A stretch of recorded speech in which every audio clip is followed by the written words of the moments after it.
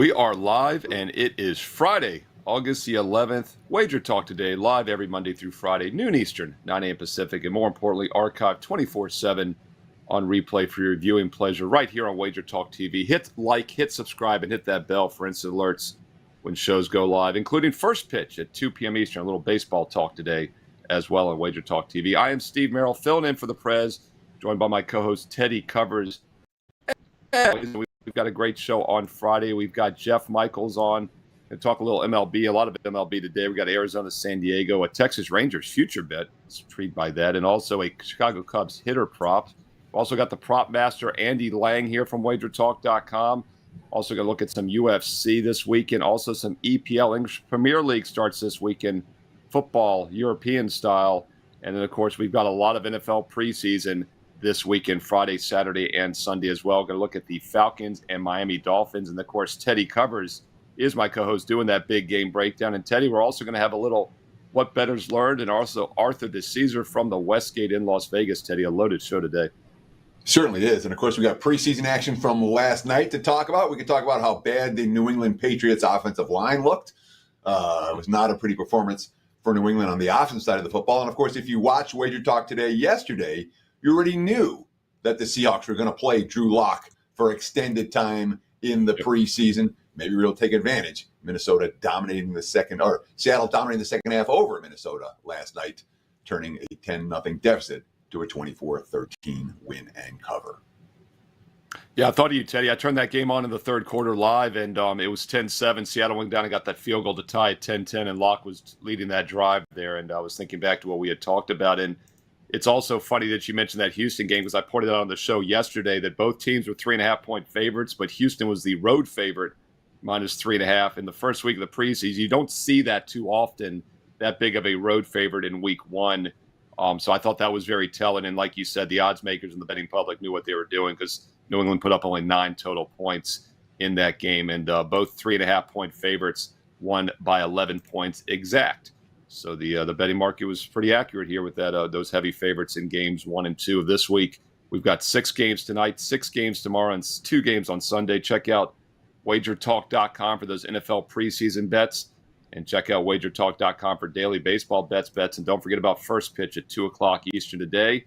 With no further ado, let's bring on Jeff Michaels. And Jeff and I, along with his father Ralph, did a baseball video 2 weeks ago.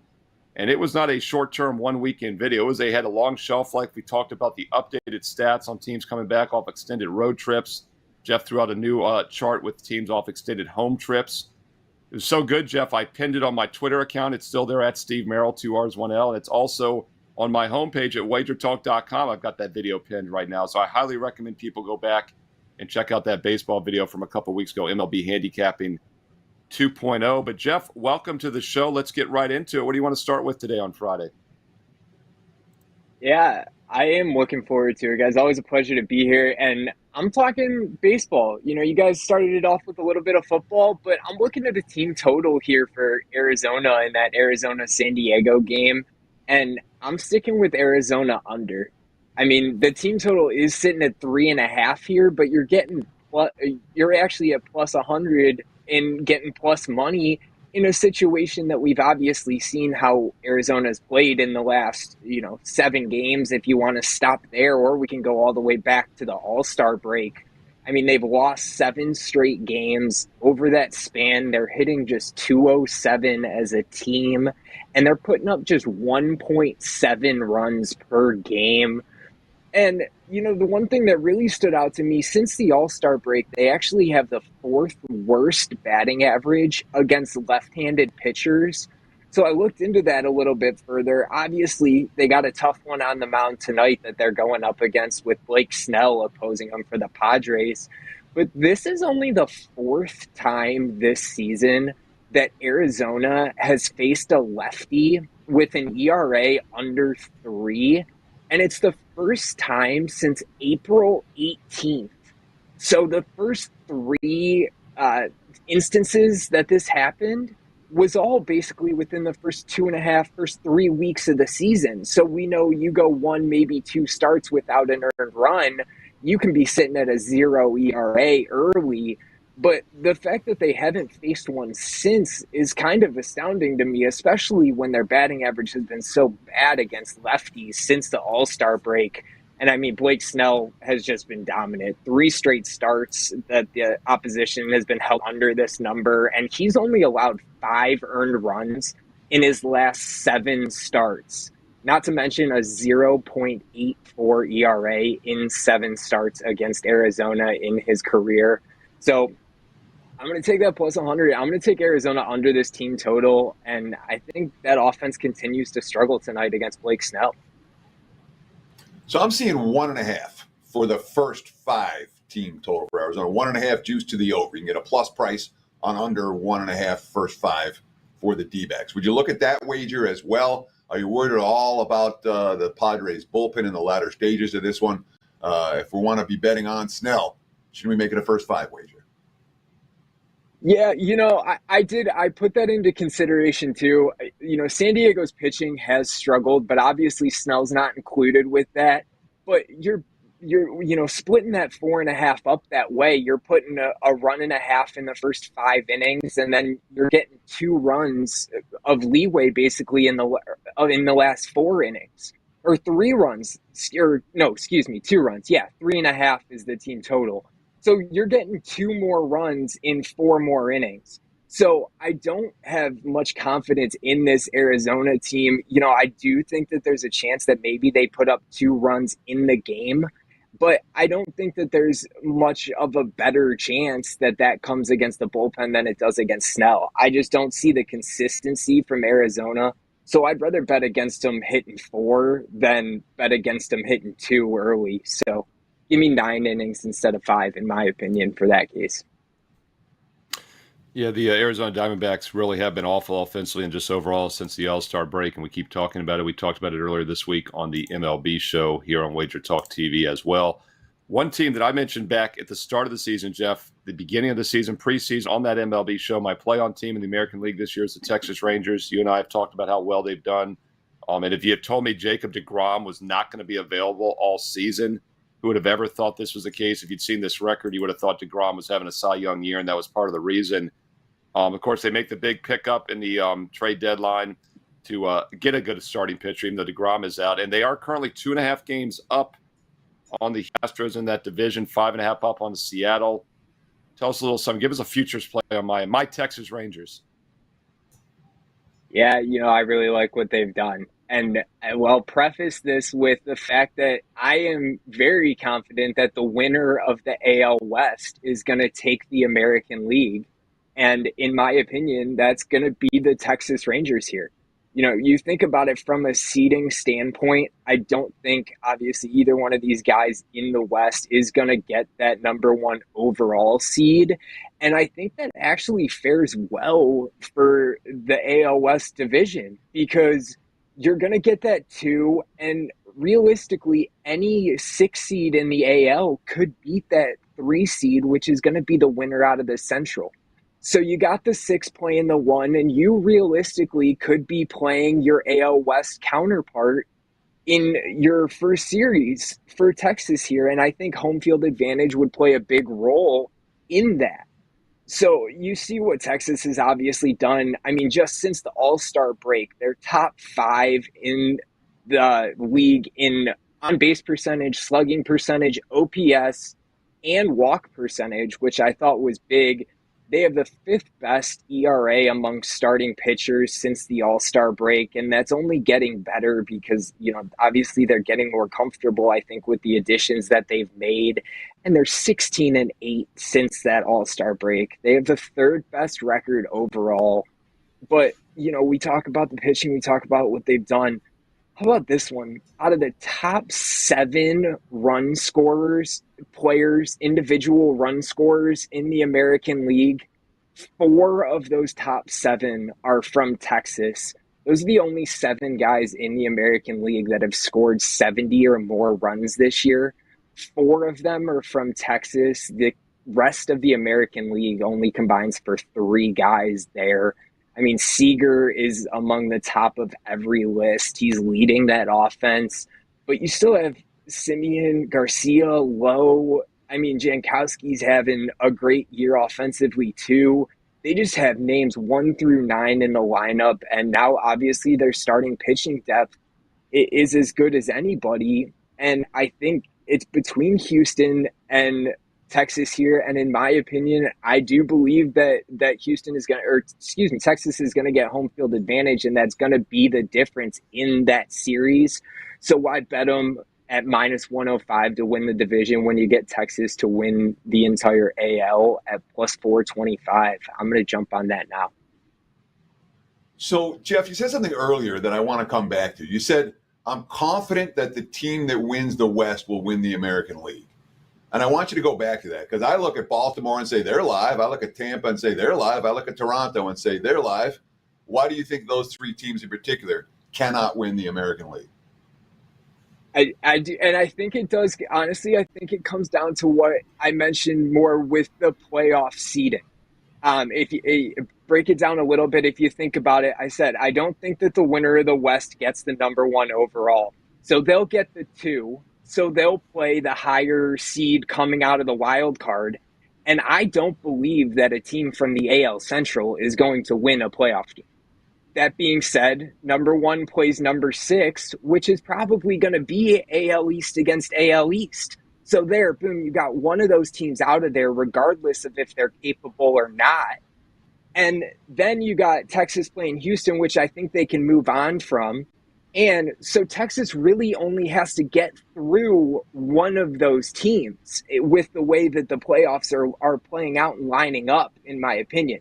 So I don't think I don't believe that Texas is 100% confidently better than all 3 of those teams, but I do believe that the team from the AL West would have the easier road to get it, because the AL East would have to go through themselves, basically. Yeah, Jeff, it's interesting because the Centrals are so bad in both leagues. You could have the same theory with the National League as well, right? Because the Braves are going to probably win that East, have the number 1 seed, yet the Dodgers, coming on now out of that West might end up getting a much easier team out of the NL Central. So I think that makes a lot of sense. Houston, Texas, LA Dodgers, for that reason, I think are teams that you want to take a look at maybe in the futures. Jeff Michaels, great baseball content as always. And once again, if you missed MLB Handicapping 2.0 from 2 weekends ago, you didn't miss it, because it has a great shelf life for the rest of the season. Tons of situational handicapping you can use for the next 3 months in baseball. I've got it pinned on my page at WagerTalk.com. And Jeff, tell people what you got on your page at WagerTalk.com. Yeah, actually, I got a big 5% play going tonight as well. And we still got that college football, NFL info up with that starting soon. And you can still use the code CFB Guide 200. Save $200 off an NFL and college football combo pack from me or my dad, Ralph Michaels, over at WagerTalk.com. Yeah, and Jeff, we talked about the baseball video being great, the college football preview you and your dad put together, and also the NFL preseason preview. Worth a ton, in my opinion. They're both free if you go to their pages. So check out Jeff Michaels and check out Ralph Michaels as well at WagerTalk.com. All right, some great baseball talk. Teddy, we're going to have a little big game breakdown later in the show for some NFL preseason from you. But first, we got to talk about something you kind of hinted upon yesterday. Big news in the sports betting world as far as legalization. We talked about the importance of having multiple accounts, right? Here's another one you might want to add to your arsenal. Sure. And look, there's a lot of huge betting stories this week. Billy Walters' new book, Going After Phil Mickelson. I promise I'll talk about that. Believe me, I'll talk about that. The more charges in the Iowa State betting scandal. I'm going to talk about that. But I really thought it was important to talk about the move this past week with ESPN officially getting into the sports betting business in terms of owning a sports book. Well, they don't own it yet. They signed a licensing deal with Penn Entertainment to create ESPN Bet. That's a sports book for U.S. audiences. What do they have? 16 states: Arizona, Colorado, Iowa, Illinois, Indiana, Kansas, Louisiana, Massachusetts, Maryland, Michigan, New Jersey, Ohio, Pennsylvania, Tennessee, Virginia, and West Virginia. And of course, when you're talking about a pretty significant cash outflow from Penn Entertainment, we're talking about $2 billion between what they spent for Barstool and what they've agreed to pay for ESPN. They need some market share because this is, Penn/Barstool, which has now been spun off back to Dave Portnoy and company. But we're talking about a sports book with 5%, 4%, 3% market share in the states where they're legal. They're not gaining traction. You put the ESPN name behind it, and maybe you start to gain a little bit of traction. And that's why we've seen the stocks from some of their competitors go down over the last couple of days. Of course, the deal includes an opt-out clause after 3 years if certain unspecified market share thresholds are not made. And when you hear some of the quotes, the deal is, in a sense, an admission of, hey, we didn't make the best decision with Barstool, paid for it in a couple different ways, and now we have a chance to take another at bat. And look, when you talk about a name like ESPN, they have the audience, they have the brand, and in theory, they're going to have the product to appeal to them. Is it going to work? Well, they set their expectations relatively modestly, okay? Quote, anything above 10% market share is a huge success. Penn saying, oh, we want to get 20% market share. Best of luck with that. The value of that 10% market share has to be more than the $150 million per year that they paid for it. It's a big move. It's some big names in terms of how many bettors are actually going to start going to ESPN bets instead of another sports book. I'll take the under. I'm not convinced it's a slam dunk win for Penn Gaming, especially when we consider all the other deals that ESPN has with all other sports books, including the odds on all their screens come from Caesars. Let's see how that works out before we start projecting 10% market share or higher for ESPN bets. There's my take. Back to you, Steve. No, that's exactly what I was thinking, Teddy, the one huge edge they have, in my opinion, is the marketing aspect, right? Because they're a little late to the game. FanDuel and DraftKings, I still kick myself back in 06 or 08 when the, Congress put that little loophole in there and the daily fantasy came out. Like you and I, Teddy, we missed our $1 billion moment there. You and I were in the industry. We should have seen that loophole, and they were smart enough to exploit it on the daily, which is a BS exploitation, in my opinion. The daily fantasy was skillful, but the betting wasn't. But it positioned them in hindsight now, the minute sports betting became legal, 3-4 years ago, FanDuel and DraftKings obviously had a huge database of daily fantasy users. But ESPN, you got to say, is one of those companies that has that database probably. Obviously, their March Madness bracket gets, millions of entries. But like you just said, it's the TV marketing when they could literally put ESPN Sportsbook odds on the screen every night, Sunday night football, or Monday night football rather. But like you said, they've got other, sports books right now. So we'll have to see how that plays out. But I think from a marketing aspect, this is going to work because they have such viewership and they have such a database already. They're one of the few that could step in probably a little bit late to the game and still take off. So it'll be interesting. And you look up hypocrisy in the dictionary in a couple of years, it's all going to be examples of the NFL, ESPN, how they were against it till they were with it for the first 20 or 30 years of our career. Now they've all embraced it. But it's a good thing. And like we said yesterday, it's important to have multiple accounts, right? So people are listening to us, they'll probably open one. Yeah, and look, ESPN's going to have to get their personalities involved. Scott Van Pelt, Stephen A. Smith, Pat McAfee, who knows who they're going to bring in.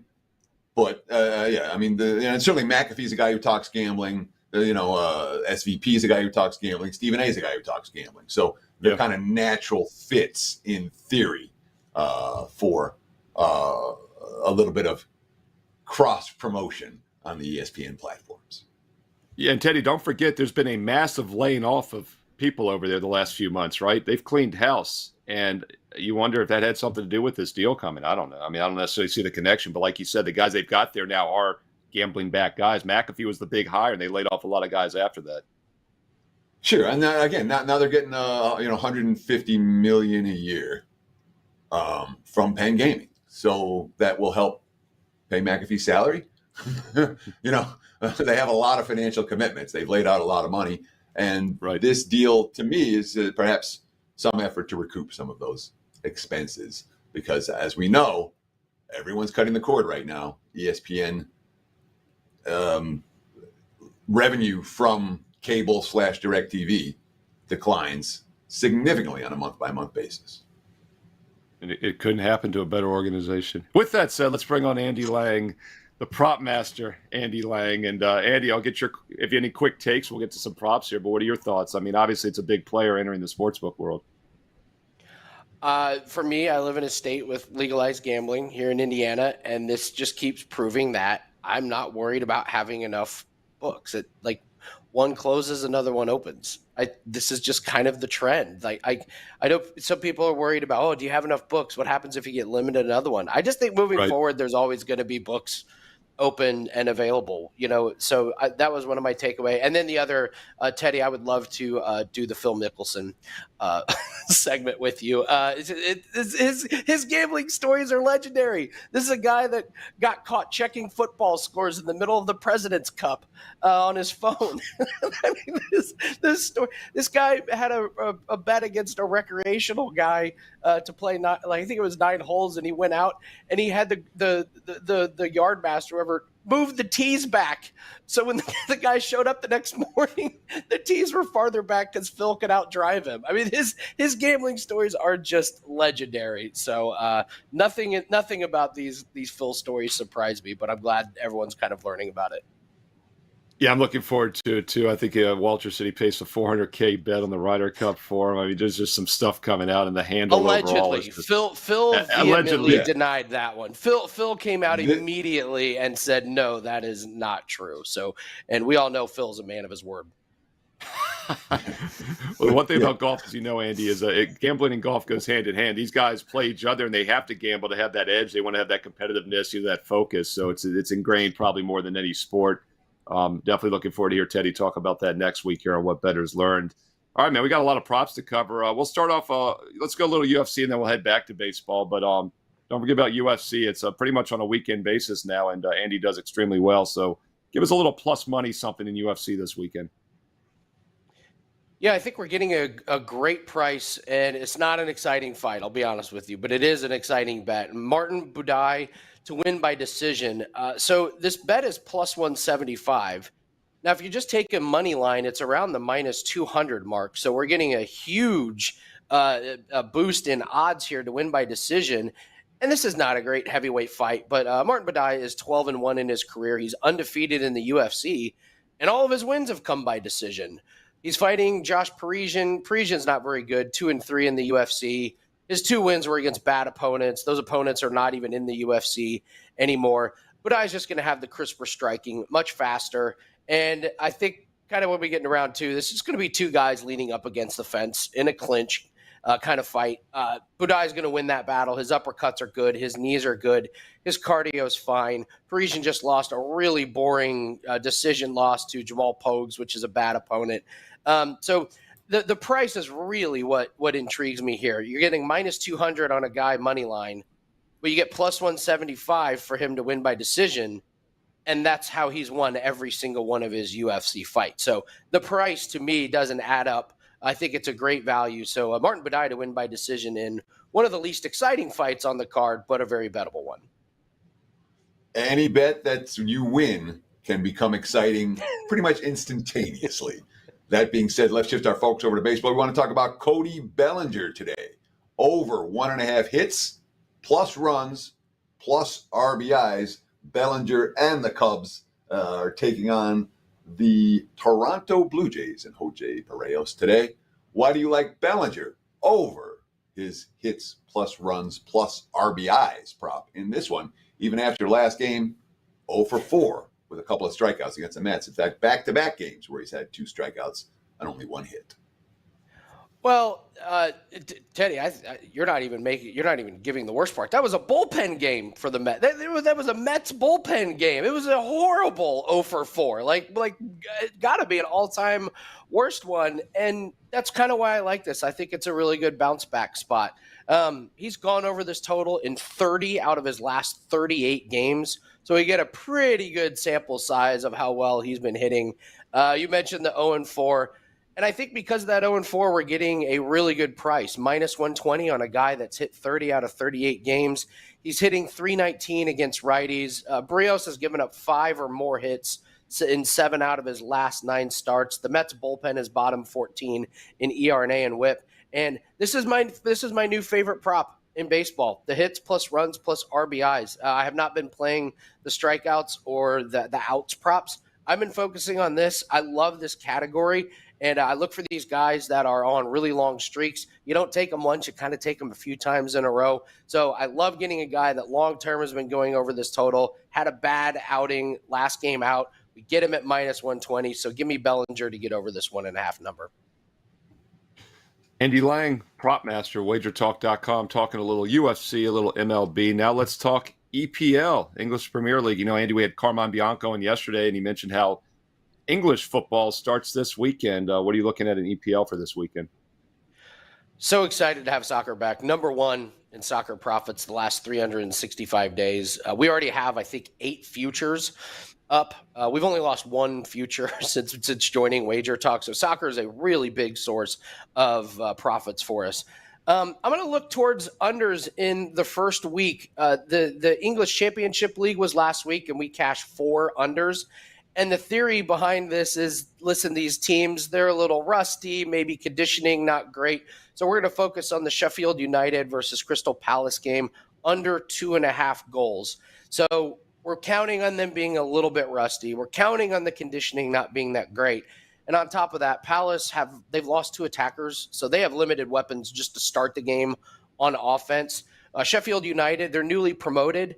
They're not going to want to start off with a loss. They will be happy with a tie. So I would expect them to kind of pack the box a little bit, just play it safe, not take any chances. Both teams are much better on defense than they are on offense, and the last 4 meetings between these two have gone under this. So it's a great week 1 spot starting the league this weekend. We're looking towards unders, so I like the under 2.5 goals in this one. Andy Lang, he's got the props, and he's got them for you this weekend. What do you have going over at WagerTalk.com for your clients and your potential clients over the next couple of days? Well, the Road to Millions video series is going great. We just posted that, so if you want to join us with that, I would say we have our MLB plays, which we stumbled a little bit the last couple of days, but we started off August 11-2, so we kind of knew regression was coming a little bit. I would say the sleeper pick is lacrosse. We have a lacrosse prop that is up 11-4 this season in the Premier Lacrosse League. Lacrosse has been a fantastic source of profits. So I would encourage everyone to grab that. We do have our UFC play up, and we do have our MLB plays up. Looking forward to another great weekend. We had a really nice weekend last weekend. So all that is up at WagerTalk.com. And Teddy, it is so great to have you back on the show. Andy Lang, man. He is the prop master. We talked to within about a 5-minute span. UFC, MLB, EPL, and he mentioned lacrosse on behalf of producer Dan's birthday, because I think lacrosse, I think Dan Alexander. Happy 5-0, Big Dan. You will see him on the MLB show later today at 2 o'clock Eastern. Yet another reason to hit subscribe, Teddy, and hit that bell for instant alerts, including when Andy's Road to the Millions videos go live pretty much on a daily basis. Another reason to hit subscribe and hit that bell for instant alerts. Thumbs up, a like, and leave us some comments below. And leave us some questions for future episodes. If we have time for the BS segment, we'll do one today. If not, we'll get to it next week. And I'll tell you what, Teddy, we're going to do your big game breakdown. If we can get Arthur to Caesar on, we'll do that. If not, we'll hit the BS segment. But we got a ton of questions. So I asked, and they responded, Teddy. We got a lot of feedback yesterday, so I'm going to get back in that live comment section after the show and answer the ones we don't get to. So thank you for the questions. And Teddy, we've talked baseball, some other sports, but we have not talked any NFL preseason yet. And of course, we've got 6 games tonight and 8 games this weekend. Give us a little big game breakdown preseason style. You hit your play last night on Thursday. Absolutely. This is a client play for me on Friday night. The Atlanta Falcons and the Miami Dolphins. Right now, looking to WagerTalk live on screen. Atlanta, 2.5 and 37 at Miami. Road chalk here. We talked about road chalk last night with Houston at New England. Sometimes meaningful in the preseason. I'm going to look at Atlanta in the first half. I am a little bit concerned because Miami has a quarterback battle for their second string job between Skylar Thompson and Mike White, 2 veterans, 2 guys I don't necessarily want to bet against in the second half of a preseason game. But when it comes to the first half of this preseason game, I'm not convinced Miami's going to have a whole lot of starters out there at all. When you read the quotes from Mike McDaniel, he's much more worried about tweaking and trying things in August as opposed to what we're seeing from Arthur Smith and Atlanta, a team that has to win this year for the coach to save his job, a team that has a young quarterback and a whole bunch of young skill position talent that need reps, has a rebuilt defense that needs reps. They, too, have a battle for the backup QB position in theory. Tyler Heinicke is going to play after Desmond Ridder. We don't know for sure Ritter's playing, but Smith said his starters will play in the preseason, and the plan for tonight has not been determined. Nonetheless, I think we're going to see more from Atlanta's frontline players than Miami's frontline players. And the game means more to Atlanta than it does Miami. And if you've seen the practice this week, I read the reports on the practice this week, it's been a one-way series of scrimmages and practices. The Falcons have had the better of the Dolphins. Miami's been working on things. Expect more of that tonight. Give me Atlanta first half on the money line. Falcons didn't lose a first half in the preseason last year under Arthur Smith. I don't think they start losing first halves tonight. There's your big game breakdown. Back to you, Mr. Merrill. Yeah, and Teddy, that line currently for the full game right now, if you're looking at the WagerTalk Live odds screen, is 2/2.5, 50-50 split basically. And, everyone think, well, 3 is the key number. But we touched on this yesterday, and Teddy had a good explanation of why 2 and even 1 is more key than 3. So that difference between 2 and 2.5 is pretty substantial for the full game. And then, of course, you mentioned the first half, Teddy. We're looking at a line of anywhere from 1, 1.5, even a 2 out there at the circa. So you like the money line instead, which is about -130, -140 range, correct? Yes, absolutely. I mean, locked in at -125 this morning. There are still -130s out there now. And if you can't line shop, you're going to get the worst of it. Plain and simple. Yep. So you should be laying 125, 130 with Atlanta, not 140. If you're laying 140, find a new book to open today.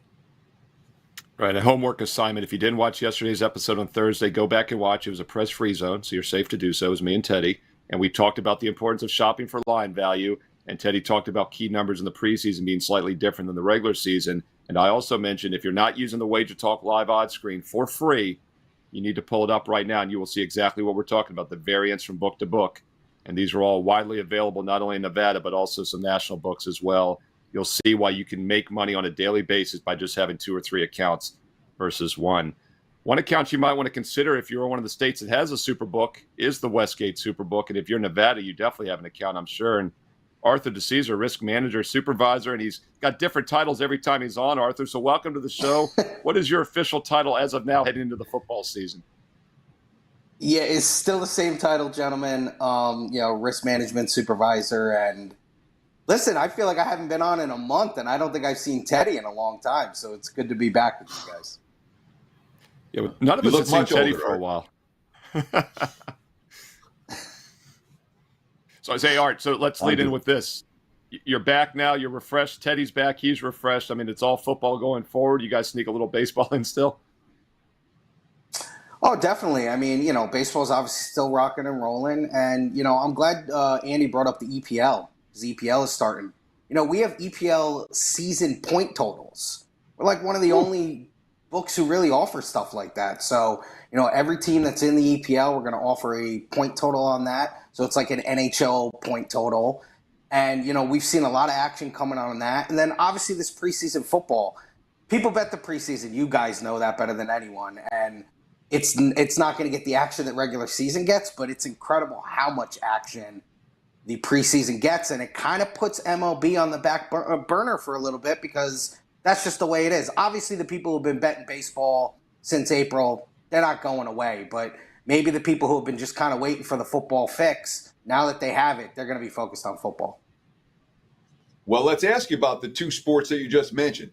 Who are they betting in EPL? Where's the sharp money coming in at the Westgate Superbook when it comes to these EPL point totals?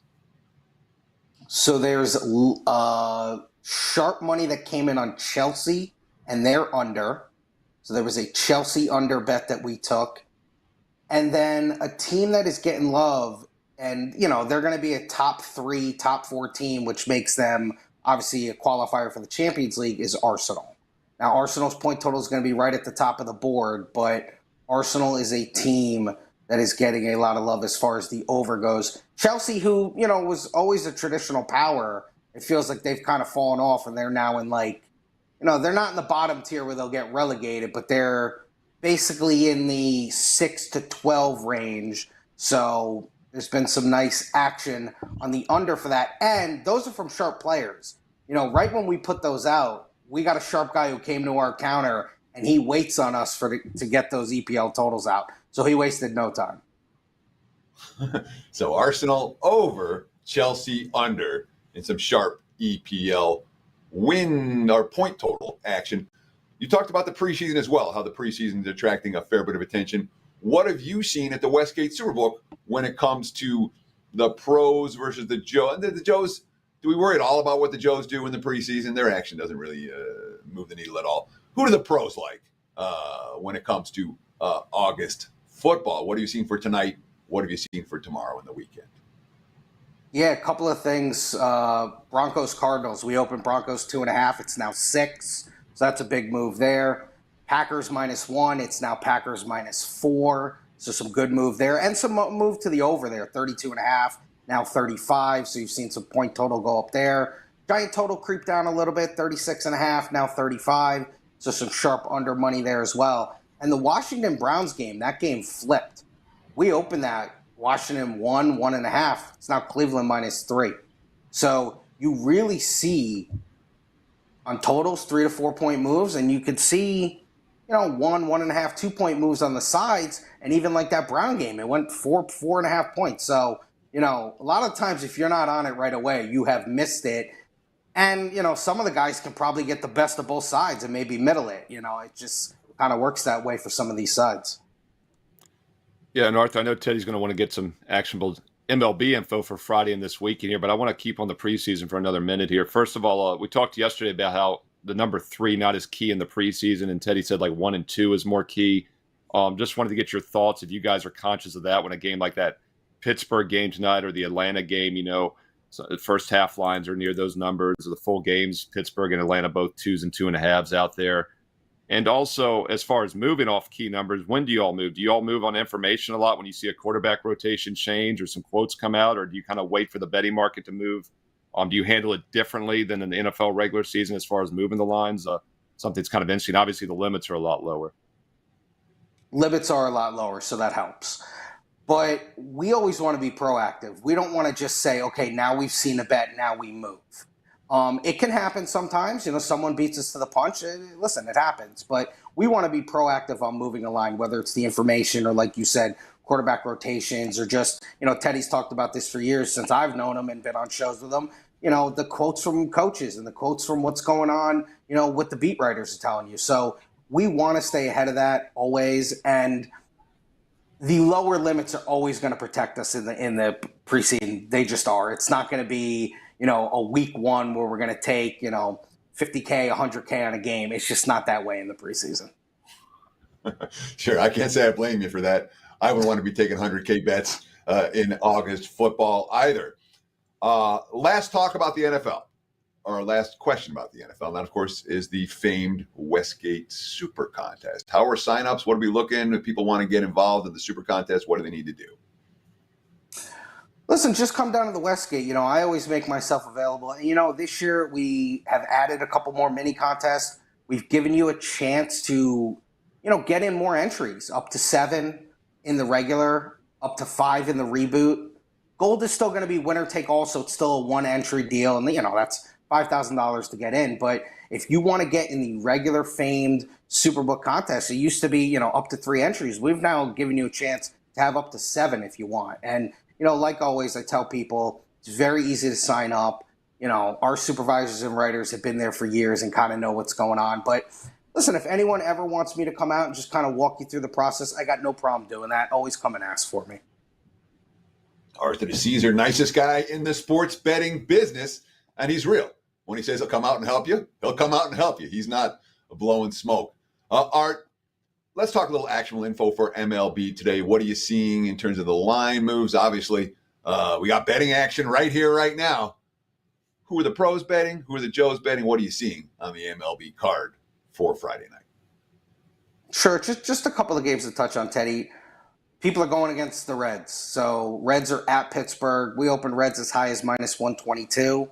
It's now Reds -106, basically a pick 'em. There's been some love for the Pirates. The Reds have kind of been, win a couple, lose a couple. They've kind of been going back and forth.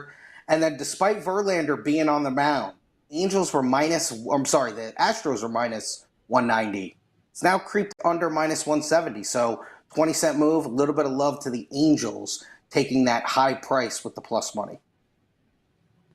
Arthur Dicesare, risk management supervisor at the Westgate Superbook in Las Vegas, Nevada. And when you want Art to come out, as Prez will tell you, the louder you yell, the quicker he comes out and attends to your needs. Just a little insight tip. That's so true. You heard it here first on WagerTalk TV. If people don't know the joke, Prez was walking into the sports book last year and couldn't have been the loudest guy in the world. Just, just making an absolute scene of himself. If you want to ask for Art, just go up to the sports book counter and ask one of the ticket writers, is Art working today? Can you ask him to come out, please? That's all you got to do. You don't need to go in there and start screaming and making a scene. Yeah, when you do the yell thing, I'm in the back room calling pressing 9 for security. Trust me. I mean, don't do that. All I know is I was at the meet and greet last August, and I did the polite way 2 or 3 different days, and Art was never there. And it turns out he was on the East Coast. So I don't know. It didn't work for me doing the polite way. So I don't know. Next time I might have to try the Prez way. We'll see which one works better. I'll be there this year. I've already taken my vacation. I'm back from the That's East true. Coast.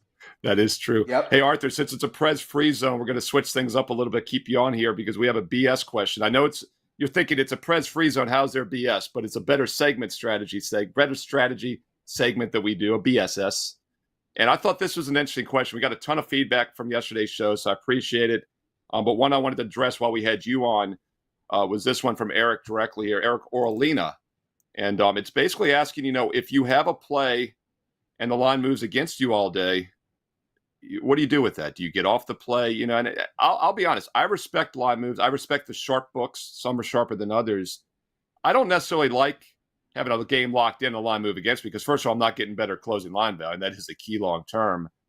But what is your take, Art? I mean, I'm not going to get off a game. Obviously, I trust my handicap as well as anybody, but it does concern me sometimes when the market's moving the other way. If it's respected money, then maybe I missed something or something has changed. Just thought it was an interesting question. We'll get Teddy's take, of course, as well. But Arthur, I wanted to get your take on this. I mean, what are your thoughts? If you like, I know you bet, and then when you see a line move the other way, what is your initial reaction? I'm kind of like you, Steve. Like, I'm not going to get off my bet necessarily, but I know this from having been in the risk group now almost 2 years. You see some guys who we consider sharp bettors, and, they come in early on a line, and then maybe the line moves the other way. And if they feel that maybe they could just get off the bet and kind of wash their bet, or maybe even, whatever the case may be, middle it somehow, they'll do that. Not everyone does that. It's not every bettor and every sharp bettor does that. So I don't want to say that that's just every sharp guy does that. But we see some guys who, like I said, we respect that do that. And that's just their strategy. Everyone's going to have their own betting strategy, their own way that they look at betting. And like you said, maybe they're like, well, maybe my information wasn't that great or my handicap wasn't that great. So, but some guys are just very old school in the sense of like, hey, this is the bet I made. I'm going to trust it and we'll see what happens. Teddy, what is your thought? I mean, this is something that's going to happen to everybody. So I look at a game and the line's +3 and my number says so only should be +1. So I make a bet at +3 and the market say, you're an idiot. And they bet it up to 5. I'll probably bet it again, right? At +5. I may not put another full unit on it, but I will. There's a reasonable chance it's a bet that I liked at +3. Now that I'm getting +5, sure. The wise guys, and Arthur Caesar kind of teased on it. He's like, there's all kind of strategy you don't know behind the scenes. They might be betting this early. They have no opinion on the game. They're just getting the line moving one way. They're going to come back the other way and bet the other side. The best wise guys in the world are going to lose 45% of their players or of their plays. It's not, and they might be betting 50 bets a day. It's a volume game for much of the quote unquote sharp betting community. So, yeah, I mean, but the other answer is, well, if the money moved for me all day, I don't like that either. All right, now my plus, it was +3. I thought the line should be +1. Now it's got bet down to +1. I'm nervous that way. I'm nervous when it's +3 and gets bet up to +5 that way. I'm never happy. If the line doesn't move, I'm nervous. That's the nature of what we do. But I do not change my opinion. I'm certainly not going to take the worst of the number to come back the other way. And oftentimes, I will make an additional wager of some amount, either before the game starts or sometimes after it starts, with that additional line value, and try to put that in my pocket. Steve? Yeah, and I mean, my final takeaway on this, too, is you have to know why the line moved, right? If you see it move against your play, you do want to dig in, and Teddy's going to dig in, obviously, before he makes another play to make sure the quarterback's not injured or, a key guy is out or something. But as you know, Teddy, and you all, Art also, the NBA I mean, what a mess with load management. And we've seen those lines Oh move my 3, 4, God. 7 points. And you've made money just blindly playing the other way against those moves for a couple of years now. Yeah, real quick. It matters what sport we're talking about. Correct. Yeah. NFL preseason football, you want to pay attention to those line moves. Pay attention, right. NBA, you want to fade every line move you commit, fade. So it absolutely depends on what sport we're talking about. Agree, Art? Absolutely. The NBA feels like when the best players are out, they win the game. It happens all the time. Embiid's out. The line plummeted 6 points. You should still take the Sixers. It's like they went outright. Yeah, they went outright. Yeah, they went outright. I feel like that happened 50 times this year in the NBA. Like probably even more. It's unbelievable. Obviously, once we get to the playoffs, we know guys are playing for the most part. But man, booking the NBA regular season is a task. There's no doubt about it. Yeah, and Art, we'll close out here in like 30 seconds, but real quick, when those player injuries are announced in the NBA, I mean, obviously you guys aren't waiting for the action to move the line 3 or 4 points. You're happy to do it. I mean, is it at a point now where you are going to start moving it less because it has been so detrimental to the team that's got the advantage, apparently?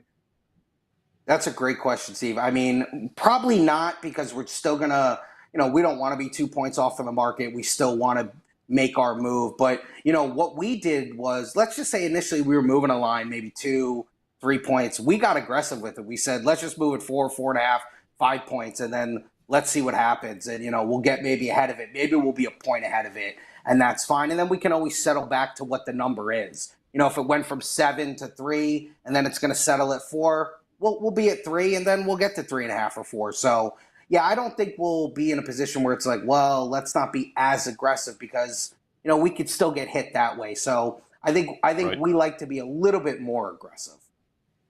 And of course, you have to react to the money that you're expected to get or the money you think you're going to get. And as long as the money keeps coming on these NFL injury or NBA injury reports, they'll keep moving the lines. That's the way the market, the money's poured in, and they think it's sharp money. The NBA injury line moves have not been great.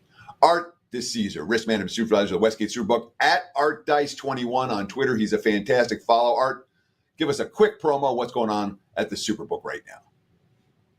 Hey, guys, just, a lot going on. Obviously, all the preseason, the EPL, which I touched on, a lot of MLB, all the football trimmings, future-wise, college, games of the year, over-unders, NFL, all that type of stuff. And obviously, super contest stuff. Like I said earlier, if you ever need help with any of that stuff, you come in, you ask for me, and I'll be more than happy to pop out and kind of, give you a tutorial or just kind of point you in the right direction. Once again, the Super Contest, you got a few weeks left till the NFL regular season starts, so great time to visit the Superbook at the Westgate in Las Vegas and sign up in person.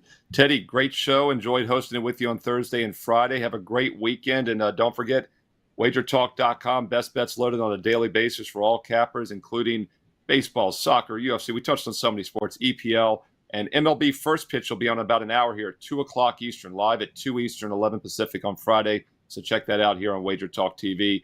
Take us home, Teddy. Sure, that's going to wrap it for the week here on WagerTalk Today. We'll do it again next week, each and every weekday, 9 a.m. Pacific time, noon for you back east, the best daily sports betting show on the planet. Between now and Monday's show, you guys know what to do.